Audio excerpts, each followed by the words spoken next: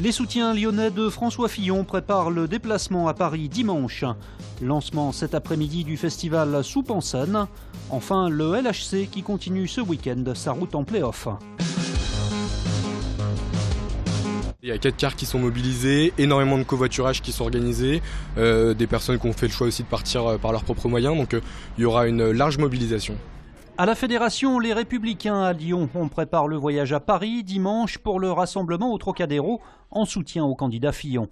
Ce n'est pas les uns contre les autres, c'est un rassemblement autour de lui pour soutenir sa candidature et soutenir le projet que nous défendons. La réussite du rassemblement de dimanche constitue un élément fort de la campagne qui marque la détermination et qui conforte la détermination à aller jusqu'au bout, bien évidemment. Le problème actuel, institutionnel, c'est qu'on essaye de lui faire prendre la décision de se retirer uniquement sur ce qui peut être considéré comme une sorte de procès médiatique. Mais alors que les défections se multiplient dans le camp Fillon, les soutiens locaux d'Alain Juppé sont entrés en action pour collecter des parrainages en urgence.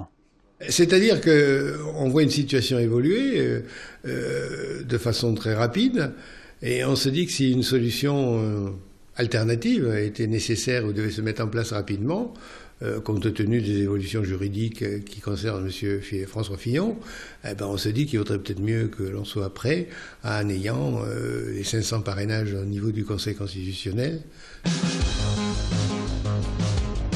Donc on a une vigilance orange pour le vent, donc pour le Rhône, la Loire et la Haute-Loire. On attend des vents entre 80 et 100 km/h sur l'agglomération. Alerte au vent violent ce week-end dans l'agglomération lyonnaise.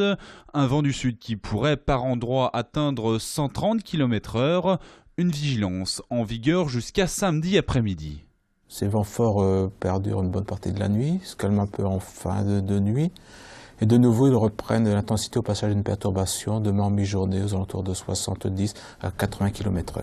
Un vent qui a déjà entraîné la fermeture aujourd'hui des parcs de la ville en raison des risques de chute de branches.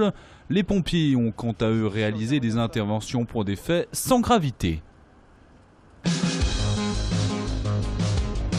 C'est vraiment ça, oui, la simplicité et le bonheur d'être ensemble, c'est vraiment ça.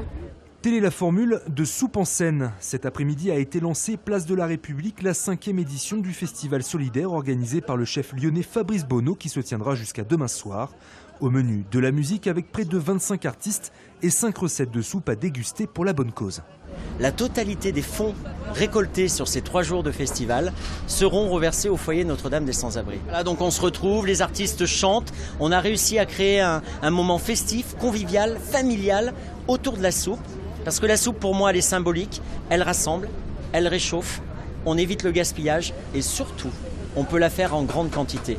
3000 litres de soupe seront ainsi produits sur les 2 journées du festival qui a accueilli cette année les enfants patients du centre Léon Bérard et pour lequel de nombreuses personnalités ont répondu présentes. Toutes les années, ça prend de l'ampleur, il y a beaucoup d'artistes et c'est vraiment au profit du foyer sans-abri, donc ça c'est super. En plus cette année, il y a les enfants de Léon Bérard, on cuisine et où on pâtisse pour faire plaisir aux autres, hein. C'est jamais pour soi. C'est surtout pour faire plaisir aux autres, donc là voilà, c'est fédérateur. L'année dernière, l'opération a permis de récolter plus de 21 000 € au profit du foyer Notre-Dame des Sans-Abris. On se présente, on est la brigade zéro déchet, on fait de la prévention sur les déchets sur le salon Prime Vert. Pour sa 31e édition, le salon Prime Vert dédié à l'écologie entend réduire sa production de déchets.